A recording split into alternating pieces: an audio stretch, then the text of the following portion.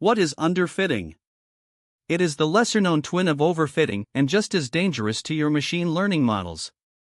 Here is the short version.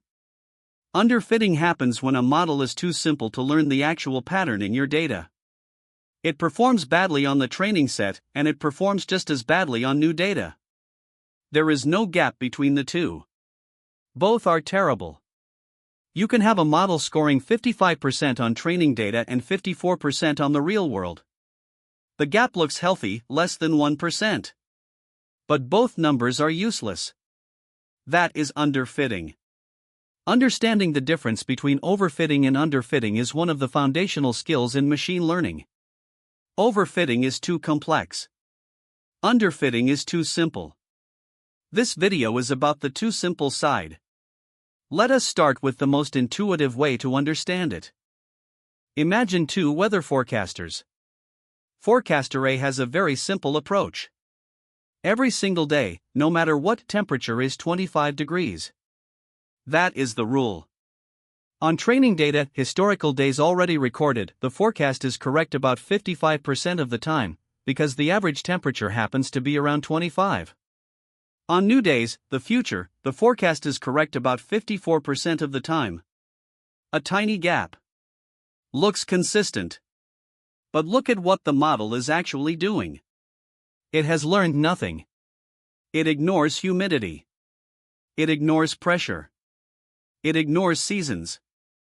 It predicts the same answer regardless of any input. That is underfitting. Forecaster B uses humidity, air pressure, and historical seasonal patterns. On training data, accuracy is 88%. On real future days, new data accuracy is 85%. The gap is 3%. And both numbers are genuinely useful. That is exactly what underfitting means in machine learning.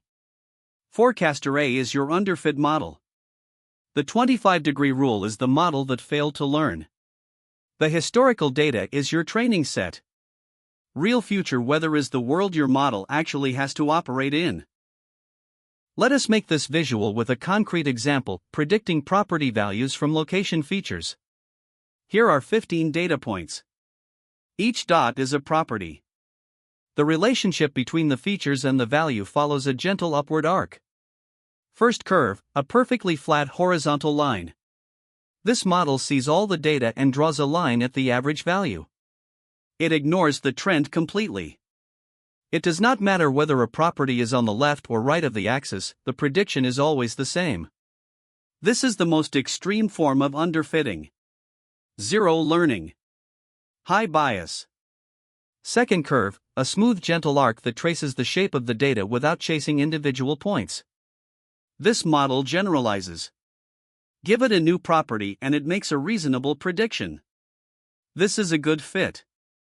Third curve, a wild wiggly line passing through every single data point exactly.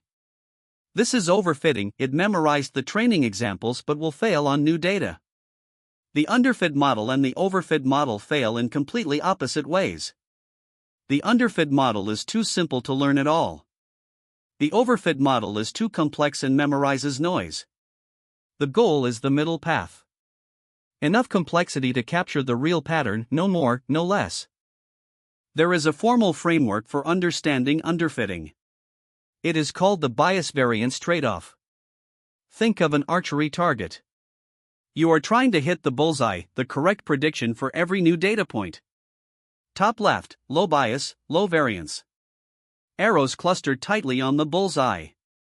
This is the ideal. Your model is both accurate and consistent. Top right, high bias, low variance. Arrows clustered tightly together, but they all land in the wrong place. The model is consistently wrong. It has learned the wrong pattern or no pattern at all. This is underfitting. The model makes the same type of mistake every time because it has baked the wrong assumption in from the start. Bottom left, low bias, high variance. Arrows are centered around the correct area on average but scattered everywhere. Consistent is not the right word here. This is overfitting, sensitive to which specific training examples were used. Bottom right, high bias, high variance. Wrong and scattered. The worst possible case. Underfitting lies squarely in the high bias zone. The model's assumptions are wrong. And crucially, unlike high variance, this cannot be fixed by collecting more data. No amount of training examples will help a linear model learn a nonlinear relationship. You have to change the model. Why does underfitting happen? There are 4 root causes. First, the model is too simple. A linear regression model applied to data with a curved nonlinear relationship simply cannot fit the curve. No matter how much data you give it, a straight line cannot approximate a parabola. The model has insufficient capacity. Second, too few features. If you are predicting house prices using only the number of bedrooms, the model is missing crucial signals: neighborhood, school district, square footage, transport links. Without relevant input, even a powerful model cannot learn the right pattern. Third, training too short. The model has not had enough passes through the data to converge to even the simplest pattern. After one epoch on a large dataset, the model has barely started to adjust its weights. This is less common than the other causes but still a real issue. Fourth, excessive regularization. Regularization is a technique designed to prevent overfitting, but too much of it forces model weights towards zero, preventing the model from learning any meaningful relationship. If the lambda penalty is too aggressive, the model is paralyzed. The core problem in every case is the same: model capacity is too low relative to the complexity of the actual pattern in the data. How do you detect underfitting? You watch the loss curves and you look for a specific signature. In healthy training, both the training loss and validation loss decrease together, then the validation loss settles slightly above training loss. A well-generalized model. With overfitting, training loss keeps falling while validation loss starts to rise. The two curves diverge. The gap grows. With underfitting, both curves are high from the start and they both plateau at that high value. They may run parallel to each other or nearly touch. The gap between them is tiny. But both numbers are bad. More training epochs will not help. The training loss will not fall further. If you train for 200 epochs and the loss barely budges from 50%, that is the signature, your model has exhausted its capacity. It has nothing more to learn from this data with this architecture. The rule for detecting underfitting is simple. If training accuracy is unacceptably low and adding more epochs changes almost nothing, you are underfitting. The fix is not more data or more training time. The fix is a more capable model. Now let us fix it. There are 5 battle-tested approaches to resolving underfitting. Fix 1: increase model complexity. Add more layers, more neurons, or use a higher capacity architecture. If a linear model cannot fit the data, switch to a decision tree, a neural network, or a gradient boosting model. Give the model more degrees of freedom to work with. Fix 2: add more and better features. Feature engineering is often more powerful than increasing model complexity. If you are using raw inputs, add polynomial combinations, interaction terms, domain-specific transformations. The model can only learn from the information it receives. Fix 3: train for more epochs. Make sure the model has actually had enough time to converge. Use a learning rate schedule, start higher and decay over time. Monitor the training loss curve and ensure it is still decreasing before you stop. Fix 4: reduce regularization. If you applied L1 or L2 regularization to prevent overfitting but the model is now underfitting, the penalty is too aggressive. Lower the lambda value and allow the model to learn more complex weight patterns. Fix 5: change the model architecture entirely. Some data relationships simply cannot be captured by certain model types. A linear model on fundamentally nonlinear data will always underfit regardless of how many features you add. Choose a model class that matches the complexity of the problem. Let us see what underfitting looks like with real numbers. Task: predicting house prices from a dataset of 20,000 property records. Rich features are available: location, size, age, rooms, transport scores.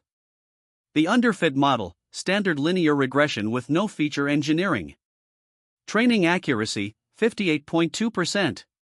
Test accuracy: 57.4%. The gap is less than 1%. Looks clean. Looks consistent. But look at the actual accuracy. 58% means 4 out of every 10 predictions are meaningfully wrong. For a house price model, that is unusable in production. The well-fitted model, gradient boosting with 200 estimators, trained on the same data with engineered features. Training accuracy, 91.6%. Test accuracy, 89.3%. The gap is 2.3% healthy.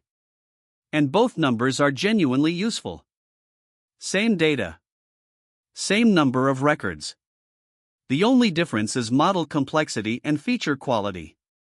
The lesson: a small gap between training and test accuracy is not automatically good news. If both numbers are low, the gap tells you nothing. The absolute value of the error is what matters.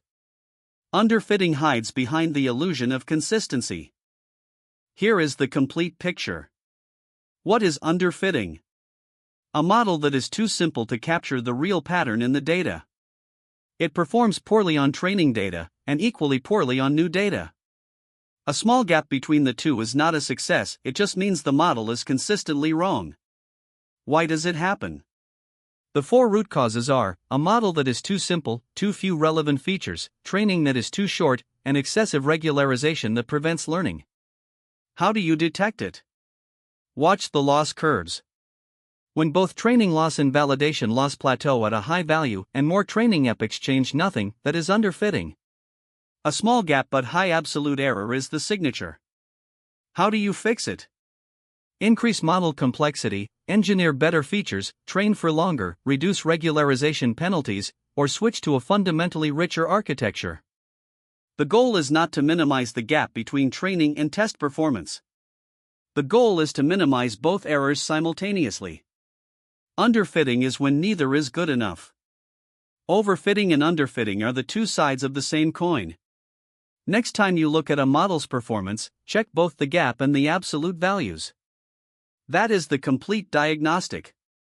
If you found this useful, subscribe to Neural Monk. Every week we break down an AI or machine learning concept so clearly that you will never forget it.